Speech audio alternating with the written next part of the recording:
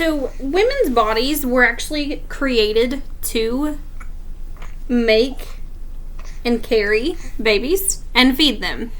So if you ever know of a new mom or a pregnant mom who are out in public and their baby cries or somebody else's baby cries, our bodies are determined to feed that baby through breast milk.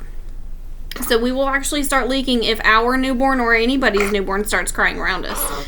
Our breast will actually leak milk because we're here to feed our babies. Not only are we meant to carry them and develop them and nourish them, but we're here to feed them as well. Our bodies do so much when it comes to pregnancy. So my topic, of course, is pregnancy. It takes two people to tango. It takes a man and a woman, and either artificial insemination or it takes sexual intercourse. With sexual intercourse, the sperm, there's millions of sperms that will swim through the cervix into the uterus, into the fallopian tubes. Once they're in the fallopian tubes and they reach the ovaries will release the eggs. The sperm will then penetrate the egg and it will create what's called a zygote, because that's what a fertilized egg is a zygote. A zygote is actually a little ball of chromosomes. There's 46 total that will eventually lead to a baby. The zygote will actually take about 5 days to get back down to the uterus. Once it is in the uterus, that ball of chromosomes is going to make your baby. That is what is going to help create what you see. This baby is going to live in what's called a womb. A womb is where this baby will stay for the rest of its time inside the mom. This is where they'll receive all their nutrients and all their food, their liquids. Of course, this is where they will grow too. In the womb, the babies will start to develop different things at certain weeks. Pregnancies are they're measured by the last day of the woman's menstrual cycle, and it will go up until 40 to 41 weeks. There's also trimesters that this is measured by. There's first trimester, second trimester, and third trimester. Your first trimester is going to be considered the day that you conceive, up until week 12. Second trimester is 13th week through the 26th week, and then your third trimester is week 27 until you deliver. So at week 5, the baby has already grown a heart.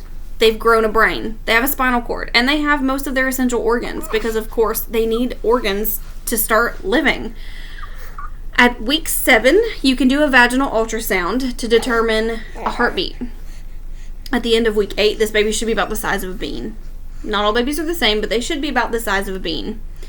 At week 12, you should be able to do the gender ultrasound or even a blood test to determine the sex of the baby. But at week 12, you should be able to see the genitals on an ultrasound.